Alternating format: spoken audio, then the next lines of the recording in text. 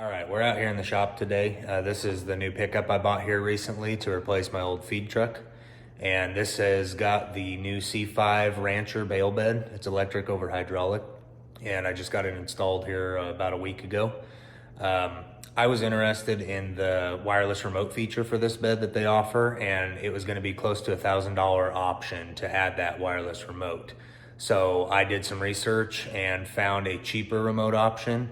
You just kind of got to know basic wiring, and I'm going to show you guys what I did to cheapen up the remote, and it works just as good.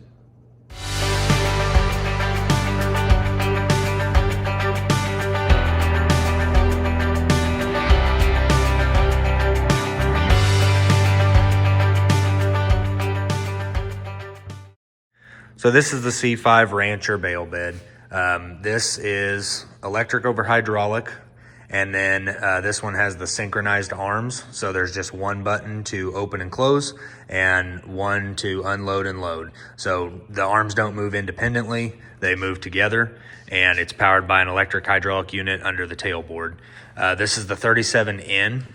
This is for the short bed Dodge. This is the shortest one they make. Then they make a 42N, which would be for Chevy and Ford. The N, I believe, stands for narrow, and then the W is for wide. So then they make a 56 and a 60 for your box bed and cabin chassis long beds, and then the dualies are the wide versions. So this is the smallest one they make. This one fits the short bed Dodge.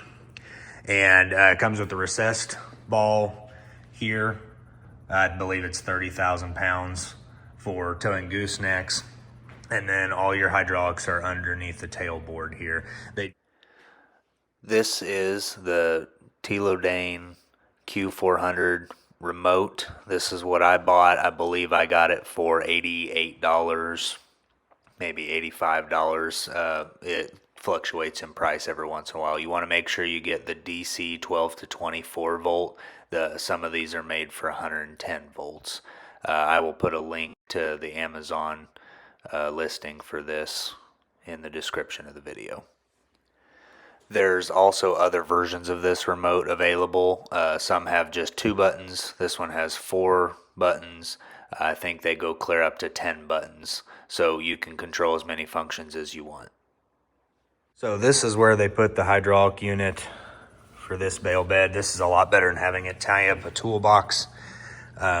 There's your solenoid valves, and then the solenoid to run the motor.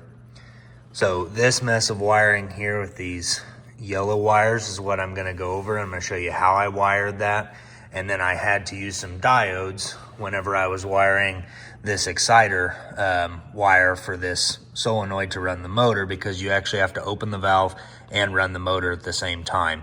And I'm gonna rig up some worksheets so that I can show you exactly what I'm talking about. This is the wireless receiver I put back here. It was kind of waterproof. It had a seal around the outside, but the spot where the wire actually went into it was not totally sealed, so I put some silicone around that. I decided to put it back here so that I got good signal from the antenna wire back here so that I could reach anywhere with the remote, and I've not ever found a dead spot with the remote so far. Here's the handheld remote that came with this. So this was about $80 on Amazon. Pretty rugged built. It's plastic. It has this rubber piece on the back that you can take off. It's just kind of a shell for it. And then it actually came with a little plastic piece that covers the buttons as well. So the way this works, it's got an emergency off switch. You just turn it one way or the other and it pops out. And then you have to push start, and that will give you the green light on there. That will tell you that you're ready to go. You hear the box click on as well. So that's all you have to do once you have it wired in and it's ready to go. So up, down, close, and open. And it all talks to this box right here, which is then wired in to the solenoids. And I will go over that wiring now. Okay, so this is the wiring diagram that comes with the Q400, which is this wireless receiver. So power 1 is 12 volt battery power, constant power. Power 2 is to your battery negative or frame ground. I just ground it to the frame. And then the COM is also 12 volt constant battery power. So I wired 1 and 3 together, and ran them to power. Number 4 is main, so anytime that you take the emergency shutoff switch off and push start, main will always be on. RO, which is number 5, is momentary power. Whenever you push the green button, whenever you release it, then that will close, or that will actually open the circuit on RO. So that's just a momentary power button whenever you push the green button.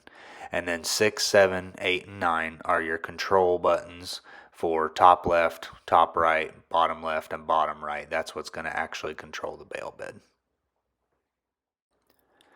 Here's the diagram that I rigged up to show you how I wired this remote. So on the top left, you have your battery, which is grounded to the frame. So number 2 on the wireless remote, I just grounded to the frame. That's going to give you your negative. From the power side, I have a large power cable going to the power cable solenoid on the motor for the hydraulic pump, and that's where I grab power to run number 1 and number 3 on the wireless remote. I tied those together and powered it from that side of the solenoid. Now on 4 and 5, I didn't use it in this application. I didn't need those buttons or those functions. And then number 6, 7, 8, and 9 are all going to be the same depending on which solenoid valve. So on this bed, there's 4 solenoid valves. There's an open, close, and a load and unload. The way that you run these wires is each of these wires is labeled 1 through 9. And whenever I got to number 6, you take the wire and run it to the exciter wire on the solenoid, as well as the correct solenoid valve that you want for whatever function, so you can set up the buttons however you want.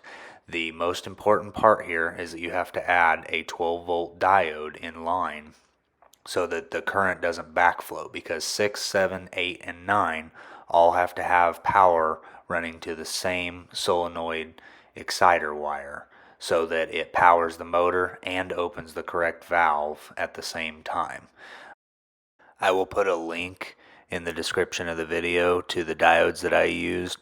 You mostly just need to make sure that you have a diode that is able to be used with 12 volts or more, and I believe the ones I got were 15 amps, so you didn't take a chance of burning it out with the voltage that we're carrying with this wireless remote.